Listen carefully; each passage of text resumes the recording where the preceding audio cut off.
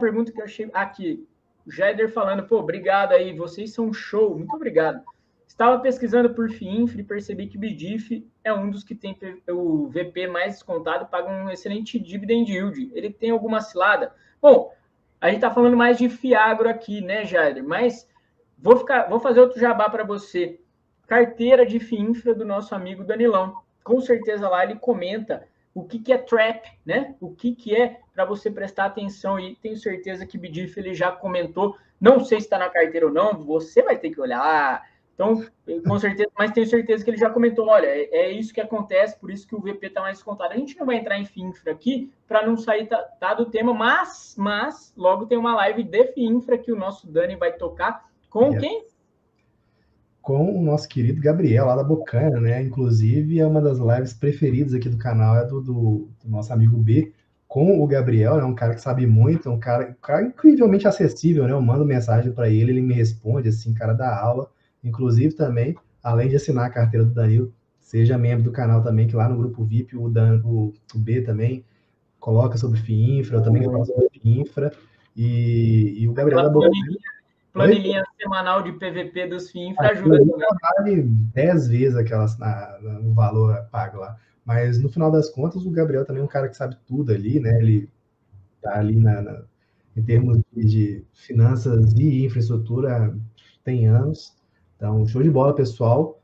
Venham aqui semana que vem que a gente vai ter uma live show de bola com o Gabriel, que é um cara super acessível, né? E falar de um fundo que eu gosto bastante de estudar ele, que é o BODB11, o famoso bodão da massa, né? O bode.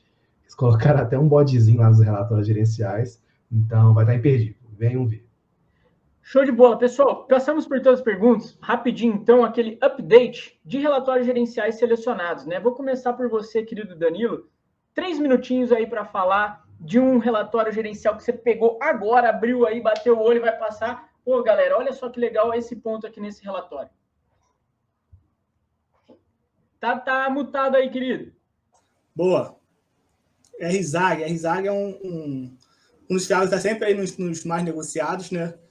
Tem uma tese de investimento no produtor rural, um time bem experiente e normalmente ele tem pouca movimentação na carteira, porque ele é focado em fazer originação e estruturação e é uma prática de quem faz originação e estruturação. Ele não faz esse trabalho de originar e estruturar para ficar girando, não faz nem sentido. Mas eles fizeram uma alavancagem agora nesse último mês. Então, um ponto interessante, apesar de não fazer tanta movimentação, não é habitual ter alavancagem, mas passou a ter a partir do mês do mês passado, melhor dizendo. É provável que, inclusive, aumente. E aí a gente tem dois caminhos, né? Primeiro, emissão, mas quero chamar atenção para outra questão. Os vencimentos. Não vencimento da dívida toda, mas a amortização né? Não juros, mas a amortização. Eu acredito que está muito mais pelo segundo caminho, de amortização de ativo e ter já não ficar com dinheiro em caixa do que emissão. Embora seja uma duration mais alongada, né? Não, então, as durations são mais alongadas e ele tem uma certa concentração em alguns ativos. Por exemplo, sim, o KPS, a Tofana, né, que é as sementes produtivas. E aí a gente tem períodos de amortização que já está para vir. E como a concentração é alta, eu acredito que pode ser já para não ficar com dinheiro em caixa. Então, já fez uma alocação, uma compromissada, né, que é um tipo de alavancagem. À medida que chega a amortização, ele vai desfazendo, até porque não é perfil deles. Se você olhar o histórico, ele não tem perfil de ficar alavancado. Nem mesmo antes de emissão, apesar que só fez 2, né? Mas na emissão anterior, ele não foi o jeito que foi feito. Então, a gente, sim, tem 2 caminhos, não tem como prever, né? A gente não está dentro da gestão, a gente só tem as informações públicas, mas a gente sente o cheiro aí de algumas coisas, né? Consegue analisar alguns padrões, e a partir desse último relatório, começou a ter uma alavancagem. Eu acredito que pode ser ou a linha de emissão, mas ainda estou mais confiante na questão das amortizações. Excelente, excelente. Bela, Danilão, baita ponto que conseguiu pensar, né? Isso aí é legal. quando a gente fala de analista, né? Analista, não sei o que, eu me viro, né? Igual você fala assim, não precisa de médico, eu me viro. Não, olha que legal, né? Foi lá pensar, compromissada, fica esperto aí, ou vem emissão, ou vai ter uma amortização grande, legal. Sempre Danilão pontual ali, certeiro, né? Dani, qual fundo você passou aí para a galera, aliás, que você vai atualizar a galera? Show de bola, né? O Danilo aí, como sempre, aí muito fora da curva, né?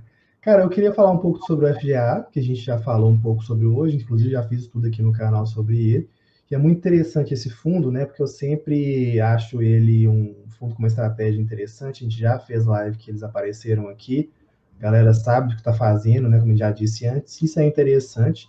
Eu acho que é um Fiagro que ele é um daqueles exemplos que eu falei sobre taxa, né, que não é uma taxa interessante, na minha opinião, até pegar ela aqui no RG, taxa de administração 1,15% sobre o PL, né, então a gente compara lá com os 80, o 0,8% lá do BBGO, e a taxa de performance é a taxa mínima garantida, né, que é 10% sobre o QCD, 100% CDI. Então isso é um ponto de atenção com certeza em quem está querendo entrar, mas já é um fundo que faz aí um marketing melhor, né, tem quase 40 mil cotistas, duration curtinho, nada novo sobre o horizonte, 3,2, e também 151% do CDI, né, comparando, por exemplo, lá com o NCRA, que está 130%, 125%, 123% do CDI. Ou seja, é um fundo aí que está agradando os cotistas, na minha opinião, né, como eu estava falando antes, né, assim, pela minha impressão. E um ponto muito positivo desse fundo, que eu acho realmente positivo, é que mesmo em um mercado tão cíclico quanto o agro já é cíclico, né? Ou até melhor falando, né, tecnicamente falando, contracíclico, né? Assim, ele tem o seu ciclo diferente ali, e não apenas no agro, que ele já tem essa perspectiva diferente, né? Assim, muito única, mas o sucrocoleiro, né, ele tem ali uma dinâmica ainda mais própria ainda, né? Então, realmente, você precisa saber o que você está fazendo, senão realmente é complicado você atuar nesse setor, né? E ainda assim ele conseguiu manter, de certa forma, rendimentos ali bem próximos ali, né? Pega ali 0,13, 0,14, 0,13, 0,13, o que é muito interessante. Eles também conseguem fazer um giro, né? Para entregar um pouco mais de valor ali. E é aquilo, né? Assim, número de cotistas aumentando, liquidez aumentando bastante. Sai ali de 2 mil cotistas de janeiro de 2022 para 36 mil cotistas em julho de 2023. Isso aí é interessante, né? Assim, é um crescimento aí vertiginoso. E por fim, né, você tem que, ao refletir sobre esse fundo, não apenas estratégia única dele, tá? De fato, em período de emissão, então você tem aí um tempo ainda para entrar, mas você tem que entender que esse é um fundo que você vai ter que acreditar ali no, digamos assim, na gestão de risco do próprio fundo, né? Porque esse fundo ele não vai ter a maioria do crédito dele com rating, né? Ou seja, não vai ter a maioria de um avaliador externo.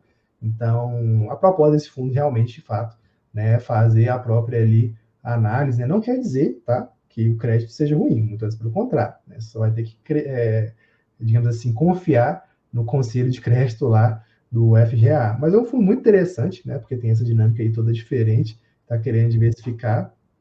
E agora está o momento aí para quem gosta desse fundo, né? De fato, refletir se vale a pena aumentar a exposição ou não. Show de bola, grande Dani. Dani, o cara que mais tem FGA, mais